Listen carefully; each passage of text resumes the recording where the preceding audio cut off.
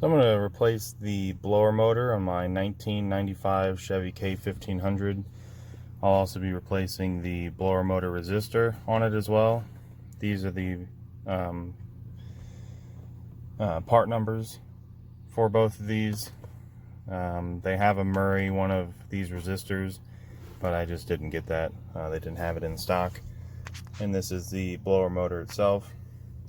Should be a pretty simple thing to do. It should also be the same for 88 to 98 trucks. The only difference is the 95 and up. They switched the dash for it, but it should be pretty much the same. To remove your glove box in here, you've got that little tab right there that you need to pull itself out. You'll lift the glove box up a little bit, and then you can push that out, and then you just pull both of these to the side. You want to do it at the same time. Okay, you're supposed to do it with two hands, but whatever. And it just falls on the ground and knocks everything out of the glove box. So you get that out of the way. And back here, on the bottom here, I've got my cover off. There's probably a correct way of doing it, but I just kind of ripped it off because I didn't want to do the correct way.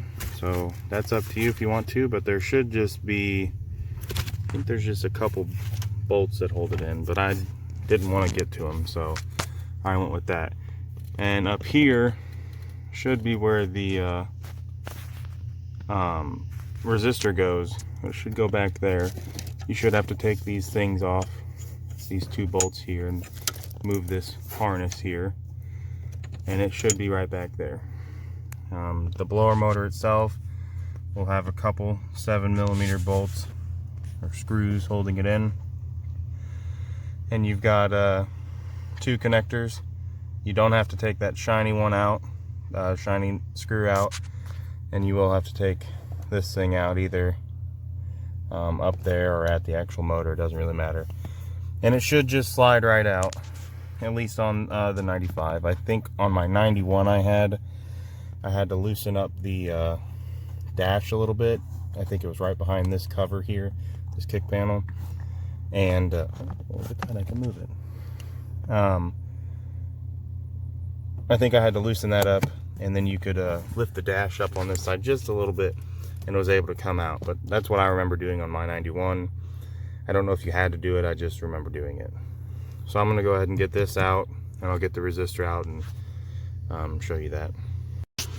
Alright, so I got the old blower motor out. That's where it sits up in there. The two wires are off. You take the two screws, one on that side, one right here, out of this thing, and you'll just need to disconnect these wires from it. They're all kind of just a push tab on them. This relay is facing the opposite way, and then back in here, let me get my flash on. You can see the resistor back there, and there's a screw on the left and a screw on the right. You don't have much room in here, and you'll need to take that connector off too, obviously. There's not much room in here, so it's kind of crappy how they made this, but you take them two screws out and it should pop right up after you take the connector off, and the install goes just the same. So I'll take that off real quick. Alright, so that was a bit of a pain, but I got the resistor out. If you have a better ratchet and stuff than I do, I used a 1/4 inch ratchet with a 7 socket on it, and that worked out pretty good. Like I said, there's not a whole lot of room in there, but I got it out. This is the new one, and you can kind of compare the old one to the new one. There is a little bit of a different design change that they have. It looks like there's more coils in the new one. I'd assume that they should be, they should work the same. The reason you usually want to change your resistor is if whenever you turn your air on, if it only works on high. Usually that means the resistor is bad. Mine wasn't doing that, but since I'm replacing the blower motor, and this is probably the original resistor, which I'll keep this as a backup just in case, but I will go ahead and switch over to the new one. You shouldn't really have to change out your resistor unless it's only working on high. It's usually a sign of a bad resistor. The blower motor, mine was working as well, but it's starting to make some noise. I don't think it's blowing as hard as it should.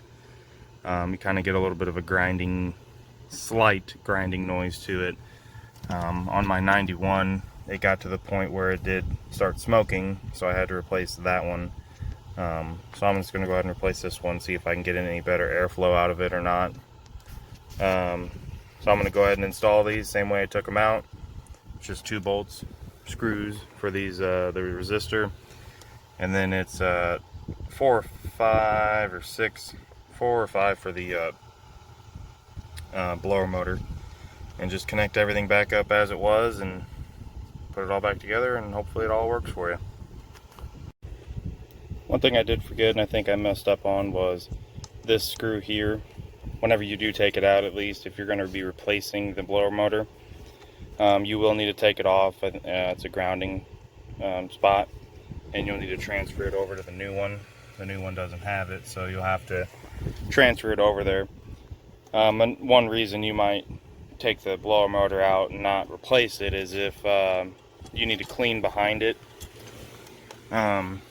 In here is where your AC condenser, or whatever the hell it is called, and you can spray back there and some foaming AC coil cleaner and let it just drip down. Hopefully, as long as your drainage is correctly, it should just drip underneath the truck.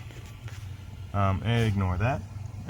So that'd be the only other reason you take the blower motor out, or to clean it. Sometimes the fins will get gunked up with stuff, and you just need to take it out to clean it. So I do have the resistor back in there. That's all put back together. That was really fun. Now I just need to do the easiest part, which is put that back in, and hopefully it works.